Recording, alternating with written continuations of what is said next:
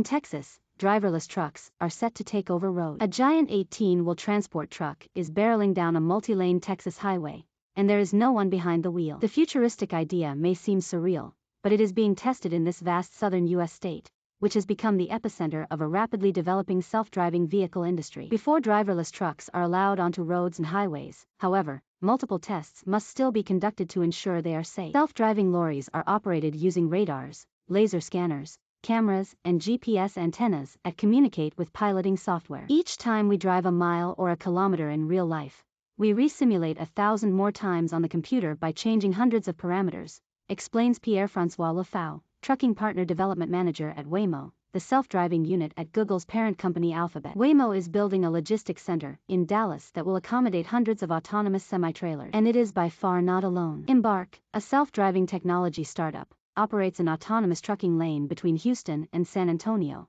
while Aurora, co-founded by a former Waymo employee, will open 3 terminals and a new 635-mile route in Texas this year. In a sign of how competitive the autonomous trucking industry is, none of the 3 companies agreed to show AFP one of its vehicles. I think that everybody who is in the autonomous trucking business is in Texas, says Shrikant Saripalli, director at the Center for Autonomous Vehicles and Sensor Systems at Texas A&M University. Even if they don't advertise it, the companies didn't land in Texas by chance. The state has the largest number of truck drivers and many qualified engineers.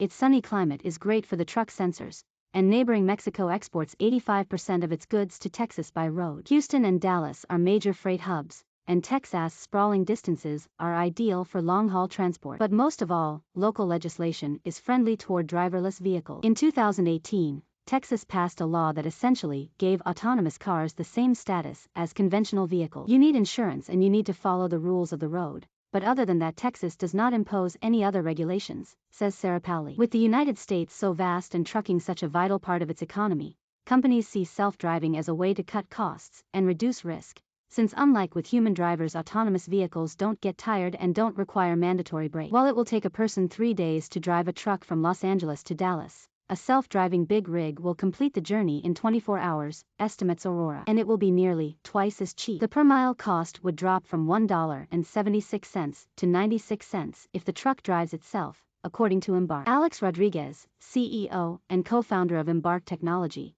insists self-driving trucks will be crucial in combating the current shortage of long-haul truck drivers in the U.S., some of whom are unwilling to be away from their families for weeks at a time. Right now, there are containers sitting in the port of LA not getting moved, he said. And Rodrigues promises that the self-driving truck industry will create attractive jobs for local drivers, who will take over the autonomous trucks at transfer points and drive them to their final destination point. Still, 294,000 trucking jobs would be threatened by the industry's automation, according to a 2018 study conducted by Steve Viselli, a sociologist at the University of California, Berkeley. For Julio Moscoso, a 56-year-old driver in Texas, the arrival of driverless trucks is not good news. He says while there are many trucking jobs available right now, that wasn't always the case. He recalls a time over the past 2 years when there wasn't as much work. And most importantly, Moscoso says he wouldn't trust driverless trucks. It's dangerous. What happens if the sensors fail? He asks. At the same time, he admits he does not want to do long-haul journeys anymore,